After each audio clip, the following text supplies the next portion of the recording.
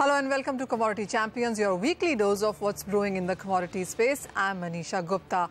Well, let's first do a quick recap of the week that was for commodities. And for the crude oil prices, it was the oversupply concerns which kind of returned. You did see the US exports and the output production, both of them increase. And that's the reason the weekly closing has been on the weaker side. But on the other side, on a monthly basis, we still are trading on the positive. There have been statements from Russia talking about cut in output extending for the rest of 2018 as well. And of course, apart from that, the hurricanes have been yet another thing to keep an eye on. In the precious metal space, it also hasn't been such a great week. It actually is a fourth weekly decline coming in for gold and silver both, on the sense that you have seen the US dollar strengthening. An expectation that Fed will hike interest rates one more time this year is keeping these markets under a cap as well. The base metal space, in the meanwhile, has had its winners as well. The bullish demand estimates took the zinc and lead prices to new highs in this week. So on one side, you had the zinc prices trading at a 10-year highs and the lead prices at a 10-month highs as well. Well, not too far away, copper prices also hit a 3-year highs in this week itself. Well, that's what's happened in all of those commodity markets. But we are now joined by Deepak Gupta, who's VP and Fund Manager at Kotak World Gold Fund, and David Lennox is analyst at Fat Profits. Gentlemen, hi. Thank you so much for joining us. Deepak, hi. Let's start with you. And the gold investments have seen a lot of, divergence come in. On one side, you have seen the derivative mark continue to decline, but the retail and the institutional participation has seen a bit of a surge. See, gold normally for investment purposes is used for two reasons. One is hedge against inflation, and second, when there is a risk of trade. There are concerns amongst the investment community that markets have moved ahead of time, and maybe there might be some correction. And because of that, there has been some value buying in gold. See, in gold, at below $1,000 per ounce, the production cost for many of the producers is above $1,000 per ounce. So if gold goes below $1,000 per ounce, then many of these mines can even shut down. So there is not much downside in this asset class. Plus there is a risk that equity markets, if they correct, if there is a war or some war-like situation between North Korea and US, because of which there is jitteriness in the global markets, then gold can actually give decent returns. And hence, because of value buying, we believe that some investors have nibbled into gold. Deepak, what is your sense? How much should one have, gold in the portfolio? As you mentioned, there's not too much of a downside onto this. As many people as you speak to, there are various numbers that get thrown at you from 5 to 20% on the higher side as well. What bracket are you looking at? So when one is investing in gold, one needs to bear in mind it is more of a diversification tool rather than return generating tool. Secondly, the thing is that it can have prolonged period of times where gold doesn't do anything, it languishes there only because it doesn't have any yield on its own. So we won't recommend a very large portion of the portfolio to be allocated towards gold. Maybe anywhere between 5 to 10% is adequate. Second thing to be borne in mind is that for Indian investors, the rupee return is what will matter. So if there are strong inflows, FII inflows into the country, then obviously there will be a tendency for rupee to appreciate rather than to depreciate. And if that happens, again, the returns from gold will get muted. So approach gold as a pure diversification tool, that if in case some global event happens and markets correct, then your portfolio will not see a very sharp drawdown, and from that perspective invest in gold. So we won't recommend more than 5 to 10% being invested in gold. All right, Deepak, that point is well taken. But what's your sense on the gold returns as well? Because in the US dollar terms, the gold prices are up by nearly 11 to 12%, while in the Indian markets, in the rupee, it's up just about 6% because of the volatility that we have seen in the currency as well. How would you, tell investors to make use of the currency move here? So like I said, it will be very difficult to project currency from near-term perspective. Obviously, from a longer-term perspective, since interest rates and inflation in India is higher than that in US, you will find that the trend has to be in a longer term of depreciating bias for INR. But in the near term, you could have flows having a more higher say rather than the fundamentals, and because of flows, you can see rupee appreciating. So it all depends on how flows pan out. So in last 1 month, we have seen FIs selling in equity markets, and because of which you have seen somewhat depreciation in INR. So on a short-term basis, it would be very difficult to predict currency movement, and that will actually determine the returns from gold to a major extent for Indian investors. Deepak, we are in the middle of festivities here, and it is the physical buying that actually gets picked more than anything else, even as there are enough and more paper gold instruments around. How is your own fund doing, and do you see an expectation of a pickup in this quarter? So Indian retail people have a really a great liking for physical gold. They like to see gold in their lockers. The women like to wear jewelry. That is where major demand for gold comes from, rather than actual investment. So it actually takes a lot to push gold ETFs, gold sovereign bonds to the investors. But we believe that as people get more educated, they will realize that these are more appropriate avenues rather than having physical gold and taking the headache of storing that at home. Well, yes, you know, the government as well has been discouraging when it comes to physical buying and has been encouraging buying paper gold. But how far do you think that really has worked as far as the Indian consumer is? And would you say there's more awareness perhaps that's needed to ensure that many of these schemes actually are very successful? Yeah, actually all these things that the government has done, like having KYC for any purchase above 50,000, all that will stop actual black money going into gold, where people actually used to pay cash and buy physical gold. That will stop, and because of that you will find that genuine buying will come into paper gold, like gold ETFs, sovereign gold bonds, etc. So our take is that going forward, like I said, as people get more aware, then also the demand for paper gold will increase. And because of all these government measures also, we believe that slowly and steadily people will shift to paper gold.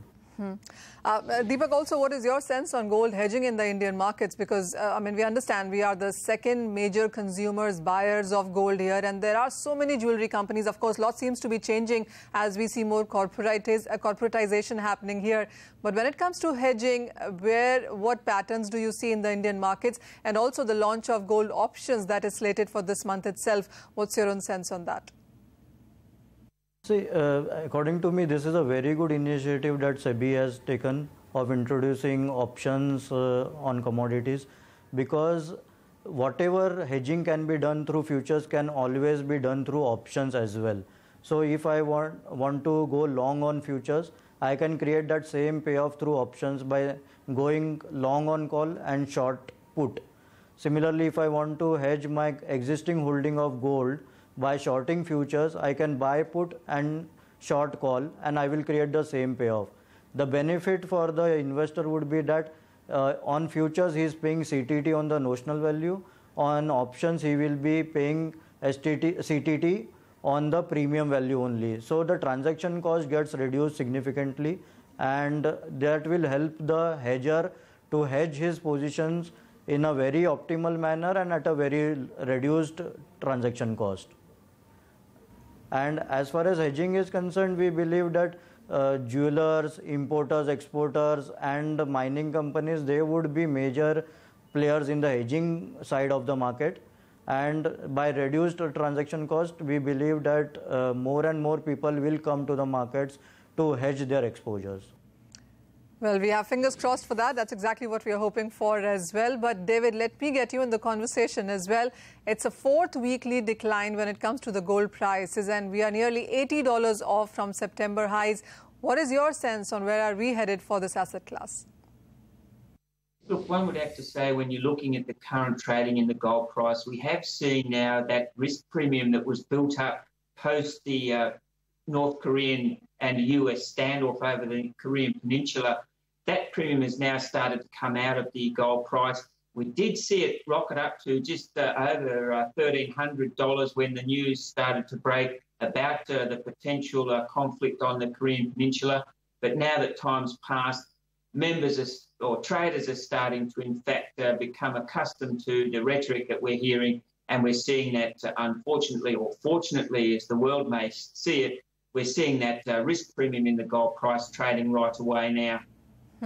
David, I mean, as many reports as you read, there is a variety and divergence of views on where the gold prices could be headed, from $1,250 on the lower side to $1,350, even $1,400 on the higher side in next couple of years is how the markets are looking at it. What is your own sense? Are we going anywhere close to $1,300 yet again in the near term? Look, certainly it's going to be difficult, we think, at this stage for the gold price to probably run through $1,300. But we do suspect that towards the end of this year, when we're looking into 2018, we do see a number of factors that are starting to perhaps build on the inflationary picture that we haven't seen or we didn't see in 2017. And one of those is the tax cuts that has been suggested by the Trump administration. We think that that's going to stimulate an already fairly active US economy, and that may do the trick to stimulate inflation. With higher inflation, we expect to see physical assets like gold improve. So going into the end of the year, we expect to see the gold price finishing up at $1,400, but there are a few headwinds that may just buffet that in the meantime. But David, there's one sector which definitely has seen good gains, and that's been the the base metal prices. We saw zinc at a 10-year high in this week, and copper prices were trading at a 3-year highs as well. What is your sense in the metal space, and where do you see the strongest of fundamentals?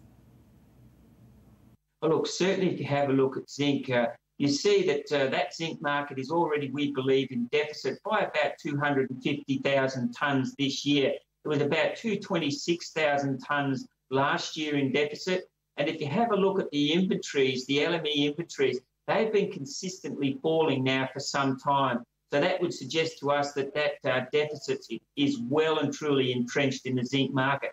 We did see a spike in LME inventories in the zinc market a couple of weeks ago, a significant spike of inventories coming on, but already we've seen that spike in inventories being eaten away. So the zinc price, we can look to 2018 to be, again, a very good year for zinc. Yes, it's had a good rally so far, reaching record highs, but we think the way the market stands, it will continue into 2018. The rest of the commodities markets and the base metals especially, we do have to see some of those base metals moving more surely towards deficits.